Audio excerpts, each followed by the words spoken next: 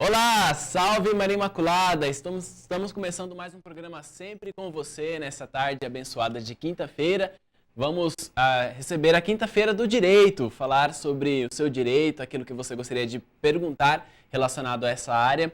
Hoje, especificamente, o tema do dia é pensão alimentícia. Olha só que interessante. Se você tem alguma dúvida relacionada à pensão, ligue para nós no 3349-1015, 3349-1015.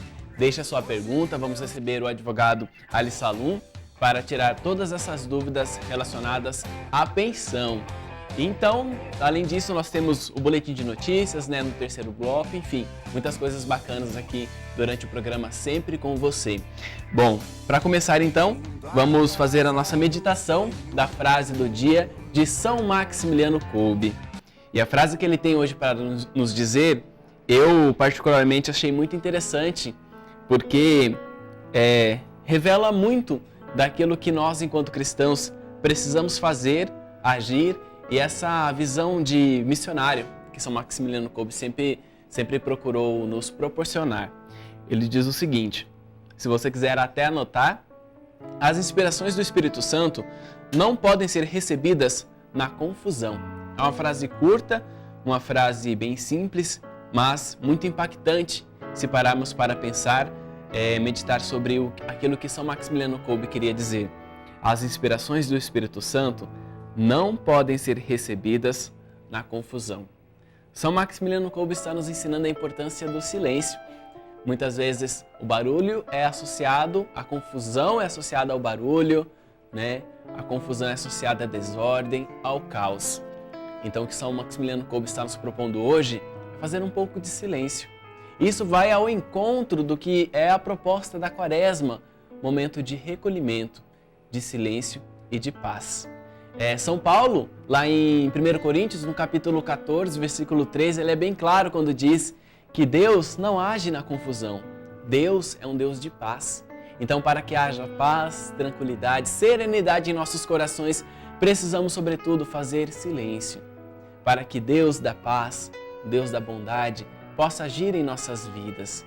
Lá no Antigo Testamento, a Torre de Babel representa justamente esse caos, essa bagunça, toda essa desordem. O mal foi gerado no pecado original, consumado com a morte de Abel, punido no dilúvio, depois foi se alastrando, se desenvolvendo cada vez mais. E na Torre de Babel nós temos justamente esse momento de caos, de confusão, em que Deus bagunça totalmente aquela realidade.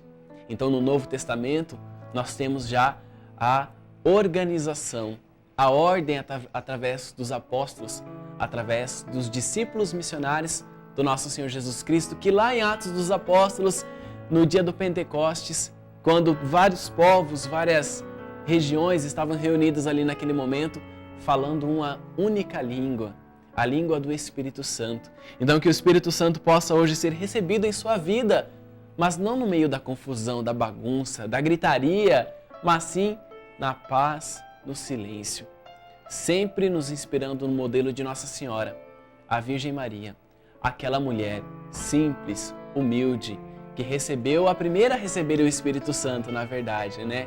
Que antes de receber Jesus Cristo, o Espírito foi ao encontro dela para que o Filho de Deus pudesse ser gerado. Assim diz mesmo nas Sagradas Escrituras, né? Quando diz: o Espírito Santo descerá sobre ti e a força do Altíssimo te envolverá com a sua sombra. Que hoje então possamos fazer essa experiência de receber o Espírito Santo assim como Maria recebeu, para que a força do Altíssimo possa nos envolver, nos fortalecer em nossa caminhada e tirar todas as nossas preocupações, os nossos medos, os nossos problemas. Que Deus possa nos inspirar, dar de fato sabedoria, para que assim aquilo que você necessita, a resposta que você tanto necessita, Deus possa então te dar, te fortalecer. Porque Jesus Cristo mesmo nos ensina, né? Em Mateus 6,6, estamos nesse tempo da Quaresma, inclusive é uma das passagens que é meditada na missa, né? Durante esse período quaresmal, quando ele diz, né? Quando orardes, tranque-se no seu quarto, no momento de silêncio, no momento de recolhimento. Então o Deus Pai que está no céu irá ouvir. Não é preciso gritaria, não é preciso confusão. Deus é onipotente, onisciente, onipresente. Deus quer realmente ouvir a voz do silêncio, a voz do nosso coração. Uma voz meditativa, contemplativa, reflexiva. É isso que agrada ao coração de Deus. Abrir de fato o nosso coração. Como Maria também. Maria era uma mulher simples, uma mulher humilde. Uma mulher que quando o anjo foi ao encontro dela, ela estava provavelmente, né, nós fazemos essa relação de que Maria estava orando. Porque não haviam pessoas com ela, não havia ninguém ali naquele momento, ela estava sozinha, estava no momento de oração. Por isso que Maria é uma mulher de oração. E quando rezamos pedindo algo, a intercessão de Maria, nós na verdade estamos rezando com Maria. Né? São Luís Maria Greão de Montfort nos ensina isso. A verdadeira oração não é rezar a Maria, mas rezar com Maria. Rezar como ela rezou, orar como ela orava, pedir de fato a presença de Jesus Cristo, porque como nós sempre dizemos aqui, estar perto de Maria nunca é estar longe de Jesus. Vamos então rezar uma Ave Maria? Ave Maria, cheia de graça, o Senhor é convosco, bendita sois vós entre as mulheres, bendito é o fruto do vosso ventre, Jesus. Santa Maria, Mãe de Deus, rogai por nós, pecadores, agora e na hora de nossa morte. Amém. Bom, agora sim nós vamos receber o Ali Salum para falar sobre pensão alimentícia. Quero já convidar para ele entrar aqui no nosso estúdio, tirar todas as suas dúvidas. E se você tiver alguma dúvida, ligue para o 3349-1015. Tudo bem, doutor? Como você está? Boa tarde. Muito bem. Então, há quanto tempo, né? Tivemos alguns compromissos profissionais e pessoais e não pudemos Sim. estar presente aqui, mas já estamos de volta. Mas que bom então que hoje você pode participar aqui conosco, seja bem-vindo no programa Sempre com Você e para tirar essas dúvidas, né, com relação à pensão alimentícia, um tema bastante atual e muito que as pessoas pedem muito para que a gente possa abordar no programa e começar então logo perguntando com relação a quem define, né, a pensão alimentícia. A pensão alimentícia ela pode ser definida de duas formas, Adam, e a todos que nos assistem. Pode ser via um processo denominado ação de alimentos, em que o representante do menor, que são os casos mais comuns, ingressa em juízo pedindo daquele outro genitor para que contribua com essa pensão alimentícia. Ou hoje a lei já prevê que é possível fazer-se via escritura, perante o cartório, um documento para que as partes assinem como se fosse um acordo. E esse documento passa a ter validade para uma possível execução de alimentos. Então são duas formas, ou via extrajudicial através do cartório, ou via judicial mediante a imposição do juiz, mediante um processo de ação de alimentos. E quando se fala em pensão alimentícia, não se refere apenas à questão da alimentação, né? Não. Mais outras questões. Não. O termo pensão alimentícia, na verdade, ele é um termo genérico, ele é o gênero do que engloba essa pensão alimentícia. Estão dentro desse valor que é pago, estão aí o custeio do lazer, da educação, do vestuário e remédios, saúde, tudo que for necessário para a sobrevivência e mantença da criança ou adolescente. Quem tem o dever de pagar, no caso, essa pensão alimentícia? E quem são os contemplados também, né? Nós temos hoje duas espécies de pensão. Tanto nos casos de divórcio ou separação ou dissolução da união estável, em que o ex-cônjuge paga para o outro companheiro, e temos a possibilidade dos pais, tanto pode ser o homem ou a mulher, quando ocorre um divórcio ou a dissolução da união estável, e a criança fica com um dos genitores, geralmente é esse que paga. O pai paga para os filhos, né? Então são essas duas hipóteses que nós temos hoje para pagamento de pensão alimentícia, as mais comuns, né? Mais comuns, mas pode acontecer o contrário também. O pai ficar com a guarda e a mãe ter que pagar. Sim, na verdade nós temos uma cultura, e já foi feito um estudo, que 89% das guardas unilaterais, elas são todas dedicadas à mãe. Então a mãe fica em posse física do filho com a guarda e o pai geralmente que paga a pensão alimentícia para poder suprir isso, já que o filho mora com a mãe, o pai paga essa pensão alimentícia. Mas isso tem mudado. Hoje os pais estão descobrindo as benesses da paternidade, estão curtindo criar seus filhos, ajudar na criação dos filhos, participar mais disso. Isso com a guarda compartilhada se tornou também possível. Então essa estatística já está diminuindo, até também pela evolução das mulheres que hoje trabalham. Isso era num conceito mais antigo, até num certo machismo, né? Com relação a essa questão da guarda compartilhada, nenhum dos dois precisa então pagar pensão quando é guarda compartilhada? Não. A guarda compartilhada nada mais é do que uma posse física e jurídica da criança. Vamos enfatizar na criança e no adolescente, são os casos mais comuns. Essa questão da guarda, o que é? Decorre do poder familiar, o poder que os pais exercem sobre os filhos na sua criação, ou seja, eles administram os interesses dos filhos até a sua maioridade, onde vai cessar esse poder familiar. Então a guarda é uma forma de exercer esse poder sobre os filhos. A guarda compartilhada ela é uma posse física e jurídica. O que é isso? Os pais não dividem o tempo da criança ao meio. O que acontece? É estabelecido um domicílio do menor fixo, onde ele irá, por exemplo, morar com a mãe. Porém, o pai poderá, junto com a mãe, dividir essa administração dos interesses. Por exemplo, escolher a escola que eles vão estudar em conjunto, qual esporte irá praticar, qual religião irá seguir, qual médico frequentará. Todos esses aspectos em conjunto. Não é necessário que esteja dividido ao meio, por exemplo, um dia sim, um dia não, um dia sim, um dia não, as semanas com o pai, uma semana com a mãe. Então existe essa posse física e jurídica. Até porque, até por uma questão de bem-estar da própria criança, né? Esse interesse do menor está previsto na Constituição, onde o maior interesse aqui é do menor. Todos os institutos de direito de família que tem o menor no polo, ele procura resguardar os direitos do menor. Tudo é com base no menor, é para proteger o menor. Eu particularmente achava que essa guarda compartilhada era isso mesmo, tipo 3 dias com a mãe, 3 dias com o pai.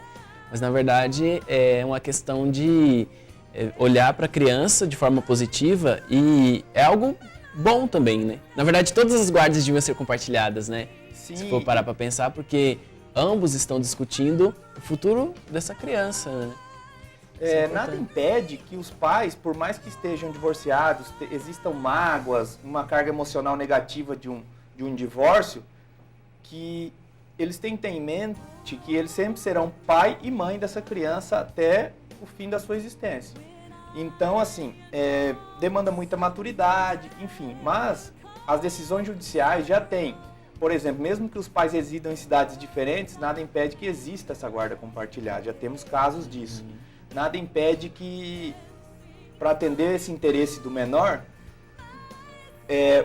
a criança fique mais tempo com o pai do que com a mãe, dependendo da sua profissão. Então, para contribuir para a evolução social, psicológica e emocional da criança, deve existir a guarda compartilhada, que hoje é regra. E na ausência dos pais, né, os avós, que são os parentes mais próximos, eles têm obrigação de pagar essa pensão? Os netos, no caso? Essa obrigação vai decorrer realmente da lei, mas deve-se entrar com um processo, isso não é automático, e deve-se verificar realmente se os pais são falecidos, se realmente a criança não tem nenhuma renda, porque de repente os pais faleceram, mas ela tem uma renda deixada pelos pais. É um caráter subsidiário. Estão presos também? Se estão presos, acontece muito, mas isso a criança é colocada no sistema para adoção, os pais perdem a guarda e talvez os avós tenham que adotar essa criança, entre aspas, né? Requerer a guarda, né?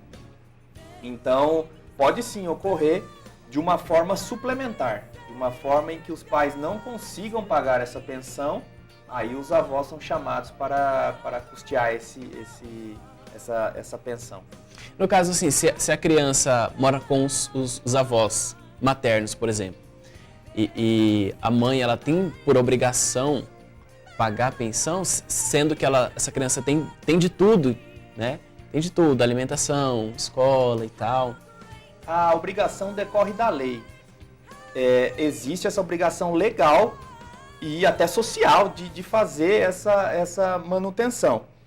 E se ela tenha de tudo, isso vai depender de cada caso concreto. Se realmente os avós necessitam de uma ajuda, deveriam entrar para que a mãe consiga fazer esse pagamento também para a criança. Agora, se existe um acordo entre eles e a mãe não tenha condições ou os avós não exijam isso, acaba-se que não há também essa obrigatoriedade de pagar. Vai depender de cada caso, se realmente há essa necessidade.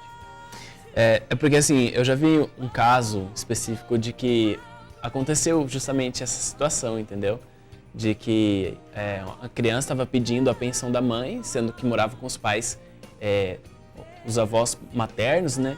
Mas a gente pode pensar numa hipótese o contrário, morar com os avós paternos, né? E o pai também segue a mesma lógica. Sim, segue a mesma lógica. Nós não temos diferenças de pai para mãe, homem e mulher. Até com o advento da Constituição de 88, essa igualdade foi estabelecida entre homem e mulher.